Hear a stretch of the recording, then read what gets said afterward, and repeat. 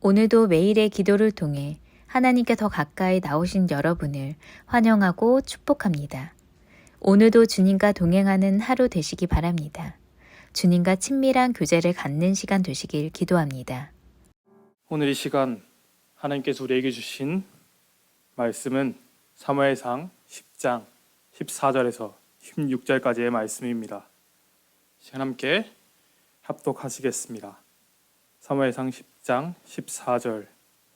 사울의 숙부가 사울과 그의 사환에게 이르되 너희가 어디로 갔더냐? 사울이 이르되 암나기들을 찾다가 찾지 못함으로 사무엘에게 갔었나이다 하니 사울의 숙부가 이르되 청하노니 사무엘이 너희에게 이른 말을 내게 말하라 하니라. 사울이 그의 숙부에게 말하되 그가 암나기들을 찾았다고 우리에게 분명히 말하더이다 하고 사무엘이 말하던 나라의 일은 말하지 아니하니라. 아멘. 오늘 이 새벽 우리는 지혜롭게 침묵하는 법을 배우라 라는 제목으로 말씀을 보려고 합니다. 우리가 오늘 이 시간 이 새벽을 통해 정말 하나님 앞에서 우리가 어떻게 바로 서야 하는가를 이 말씀을 통해 보려고 하는 것입니다. 우리가 이 새벽 하나님의 말씀 앞으로 나온 그 이유는 이 말씀을 통해서 우리의 삶을 계획하시고 이끄시는 하나님의 인도하심을 경험하기 위함인 줄 믿습니다. 이것이 바로 하나님께서 오늘 우리에게 하나님 앞에 바로 서게 하시는 첫 번째 말씀 앞으로 나아가라입니다. 사울을 하나님께서 사용하신 이유는 하나님께서 사울을 통해 이루실 수많은 계획 중에 일부 속에 있었습니다.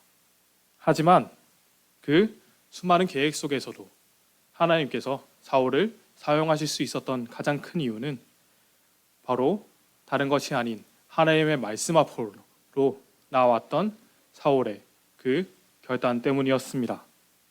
사울의 아버지인 기스가 나귀를 잃어 사울을 사환과 함께 보내어 찾게 하시고 사울이 나귀를 찾아 수없이 헤매는 장면을 우리는 말씀을 통해 보았습니다.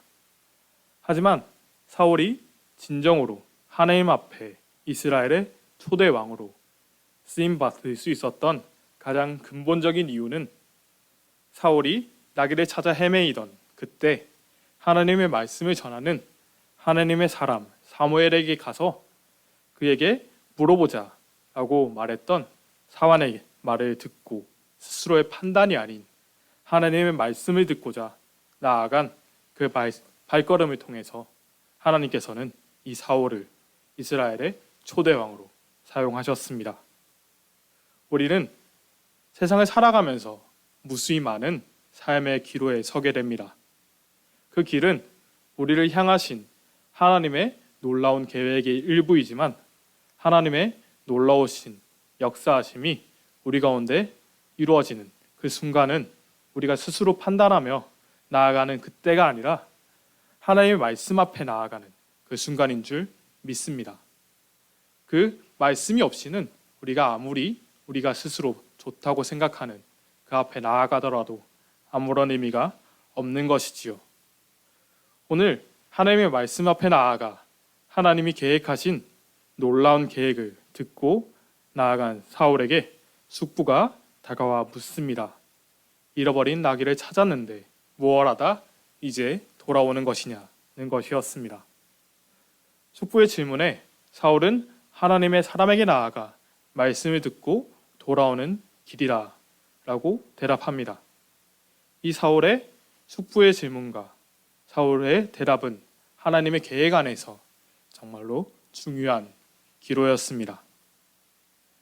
사울은 당시 이스라엘을 다스리던 이스라엘의 사사였던 사무엘에게서 하나님께서 하나님을 대신해서 이스라엘을 다스릴 이스라엘의 왕으로 세우실 것이라는 말씀을 듣고 돌아오던 정말 너무나도 놀라운 순간 속에 있었습니다. 또한 하나님께서 자신을 이스라엘의 왕으로 세우실 것이라는 증거를 하나도 둘도 아닌 세 가지나 경험하고 돌아오는 길이었습니다. 그 놀라운 경험 앞에서 사울이 취한 행동은 바로 우리가 하나님 앞에 온전히 쓰임받는 두 번째, 하나님 앞에 겸손하라 였습니다. 사무엘이 사울에게 어떤 말을 했냐 묻는 숙부의 질문에 사울은 그저 잃어버린 암나귀를 찾았으니 돌아가라 라는 말을 듣고 돌아가는 중이었다 라고만 대답합니다. 이스라엘의 왕으로 사울이 세워져서 하나님께서 이 나라를 통치하게 하실 것이다 라는 나라의 일에 대해서는 한마디도 하지 않았습니다.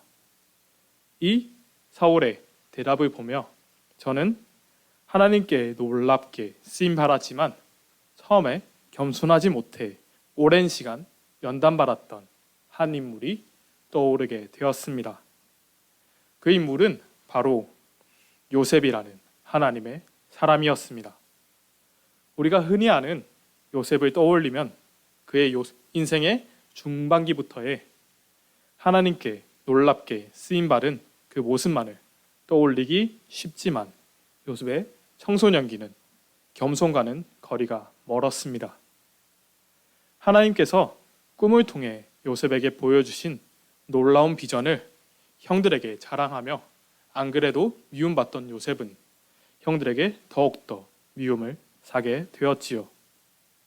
창세기 37장 5절에서 8절은 이렇게 말합니다. 요셉이 꿈을 꾸고 자기 형들에게 말하매 그들이 그를 더욱 미워하였더라. 요셉이 그들에게 이르되 청하건대 내가 꾼 꿈을 들으시오.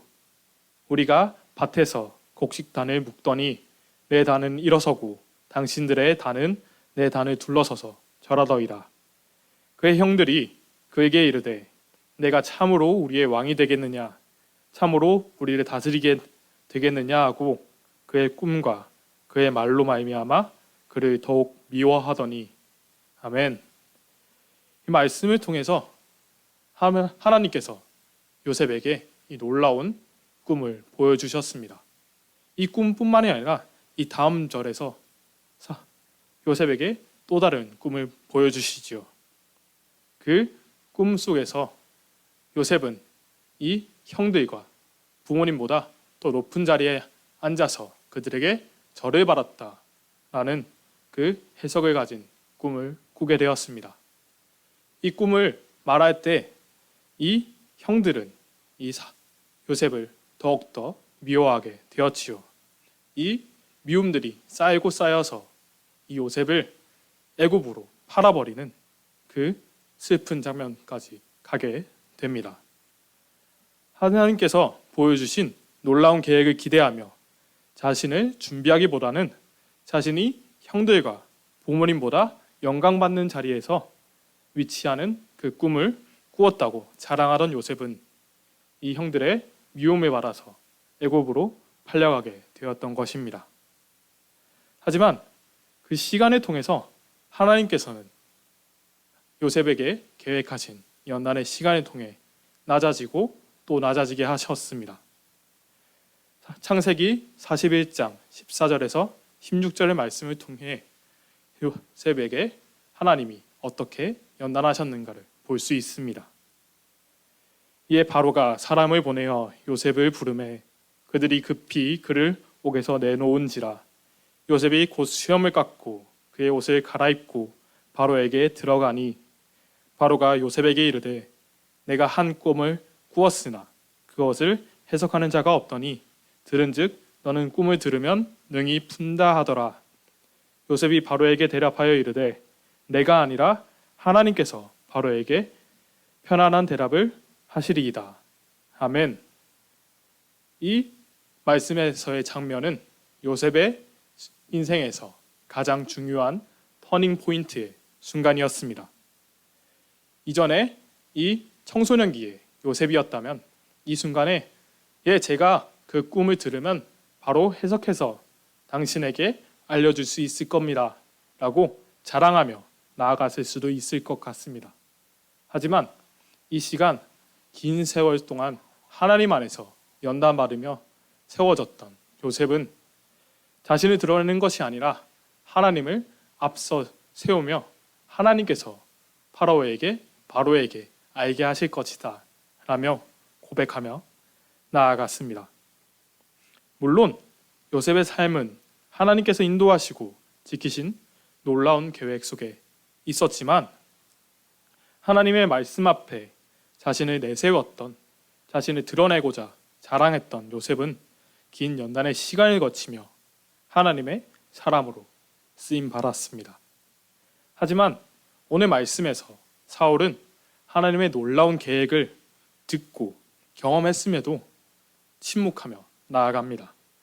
이것이 바로 오늘 말씀의 세 번째, 하나님이 주신 지혜 안에서 침묵하라입니다. 어제 새벽의 말씀을 통해 들으신 것과 같이 사울은 하나님 안에서 변화되어 하나님 안에 거하는 풍족함과 놀라운 은혜를 경험하였습니다. 그 놀라운 은혜의 경험 속에서 사울은 숙부의 질문 앞에 하나님의 계획 속에서 내가 이스라엘의 왕이 될 것입니다 라며 자랑하며 자신을 드러내며 나아가는 것이 아니라 하나님이 주신 지혜 속에 침묵하며 나아갑니다. 세상을 살아가다 보면 우리는 정말로 수많은 경험들을 하게 됩니다. 그 경험 속에서는 힘든 일도 있고 또 내가 잘해서 이렇게 된 것 같은 기쁜 일도 있겠지요. 하지만 하나님께서 사랑하시는 하나님을 신뢰하며 걸어가시는 행복이 가득한 교회 성도님들께서는 세상을 살아가면서 겪는 이 수많은 일들 속에서 우리가 하나님보다 앞서서 우리의 것을 자랑하며 나아가려고 하는 것이 아니라 하나님께서 주실 때를 기다리며 하나님께서 우리에게 하실 것이며 우리를 인도하실 그 놀라운 은혜를 기대하며 잠잠히 침묵하는 지혜 가운데 거하시길 간절히 소망합니다. 우리를 향한 놀라운 계획 앞에서 우리를 드러내며 나 자신을 내세우며 드러내며 우리에게 더 놀라운 은혜가 있기를 자랑하려 하는 것이 아니라 하나님을 신뢰하며 잠잠히 간구하시길 간절히 소망합니다. 이 시간 마지막으로 선언하고 선포하겠습니다. 아멘으로 화답해 주십시오. 주님을 신뢰하며 주님 안에 온전히 잠기십시오. 주님 안에 온전히 잠겨서 침묵하며 우리를 스스로를 연단하며 나아가는 그 시간 속에서 주님께서는 우리 가운데 역사하시며 우리를 온전히 이끌어 가실 줄 믿습니다. 이 시간 이 말씀을 붙잡고 기도하며 나아갔으면 좋겠습니다. 제가 기도하겠습니다. 하나님 아버지 감사합니다. 주님의 역사하심 가운데 우리가 앞서지 않게 하시고 주님 안에서 주님의 은혜 안에서 잠잠히 침묵했던 사울처럼 주님의 말씀을 온전히 신뢰하게 하여 주시옵소서. 주님 안에서 정말 지혜롭게 침묵하는 법을 배우는 저희들 되게 하여 주시옵소서. 주님이 인도하시는 그 길 앞에서 설레발치는 것이 아니라 온전히 주님 안에 준비할 수 있는 저희들 되게 하여 주시옵소서. 내 생각이 앞서는 것이 아니라 주님이 주신 지혜 앞에서 지혜 안에서 침묵하는 저희들 되게 하여 주시옵소서. 우리보다 앞서가시며 인도하시는 예수 그리스도의 이름으로 기도하였습니다. 아멘. 이 시간 주기도문 하시겠습니다. 하늘에 계신 우리 아버지여, 이름을 교김을 받으시오며 나라의 마옵시며 뜻이 하늘에서 이루어진 것 같이 땅에서도 이루어지이다. 오늘날 우리에게 일용할 양식을 주옵시고 우리가 우리에게 죄 지은 자를 사하여 준 것 같이 우리의 죄를 사하여 주옵시고 우리를 시험에 들게 하지 마옵시며 다만 악에서 구하시옵소서. 나라와 권세와 영광이 아버지께 영원히 있사옵나이다. 아멘. 첫 번째, 인내로 십자가의 길을 걸으신 예수님처럼 자기 십자가를 지고 예수님을 따르는 오늘이 되게 하소서.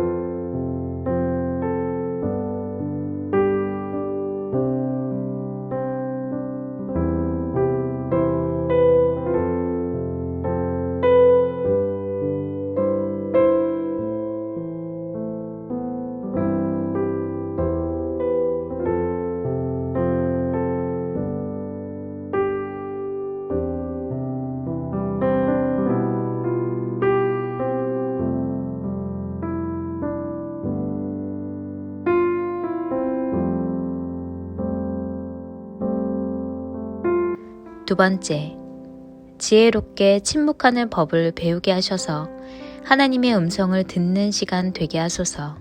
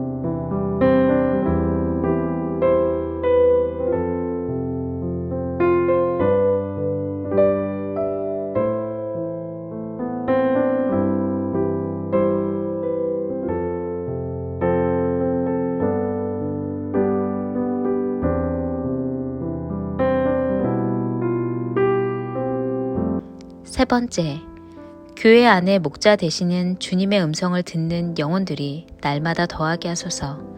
사랑으로 서로 섬기게 하시고 이웃을 섬기는 하나님의 교회가 되게 하소서.